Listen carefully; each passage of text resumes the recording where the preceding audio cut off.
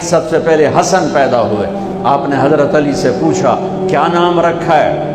کہا جی حرب، جنگجو. آپ نے کہا نہیں، اس کا نام ہے حسن. پھر 10 مہینے بعد حسین پیدا ہوئے. آپ نے فرمایا کیا نام رکھا ہے؟ کہا جی حرب.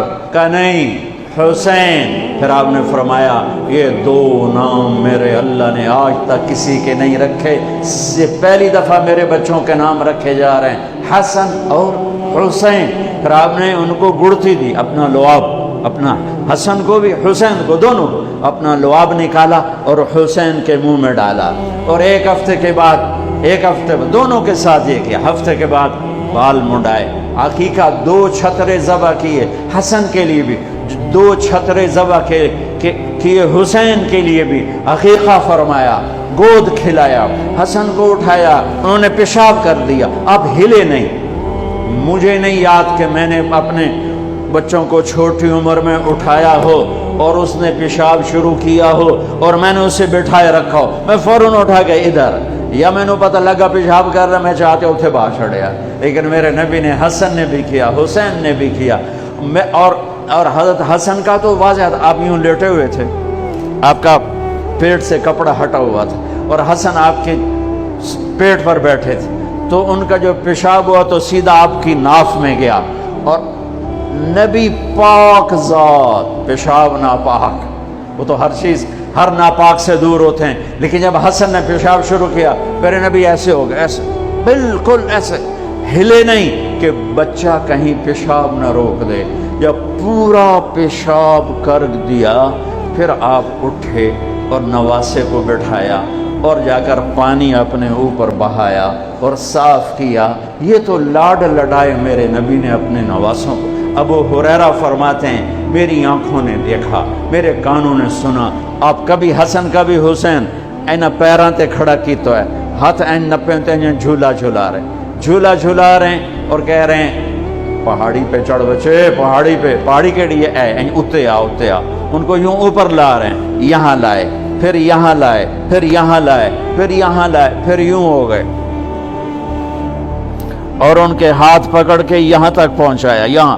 اور پھر آگے بڑھ کے بوسہ لے کر کہا اے اللہ میں ان سے پیار کرتا ہوں، تو بھی ان سے پیار فرما. ایسوں کو ذبح کر دیا. کتے کو مارتے ہوئے رحم آتا ہے. ناپاک شے ہے. اور نبی کی اولاد، نبی کے نواسے کو. اور میرے نبی گھر میں آتے، اپنے بچوں کے ساتھ بیٹھ کے کھانا کھاتے تھے، ان کو ہاتھوں سے کھلاتے تھے اور خود کھاتے تھے ان کے ساتھ بیٹھ کر. اور گھر میں تشریف لاتے اور ان کے لیے ہاتھ بھی بچھا دیتے، پاؤں بھی یوں، اور اپنی کمر سٹریٹ کر دیتے. اور پھر اپنے دونوں نواسوں کو کمر پہ بٹھاتے اور کمرے میں چکر لگواتے.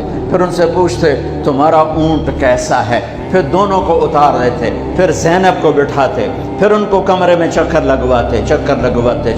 ایک دفعہ چکر لگوا رہے تھے، حضرت جابر اوپر سے آگے کہنے لگے لے بھائی بڑی وڈی سواری ہے.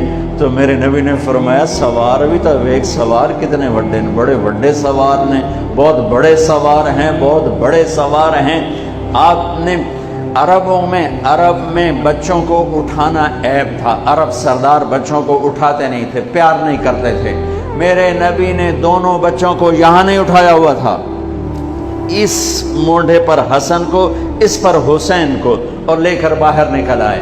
اور ایک بدو کہنے لگا یا اللہ یا رسول اللہ، یہ کیا آپ کو ان سے اتنا پیار ہے کہ ایتھے بھایا ہے، ایتھے بھی نہیں چاہیا، ایتھے بھایا ہے.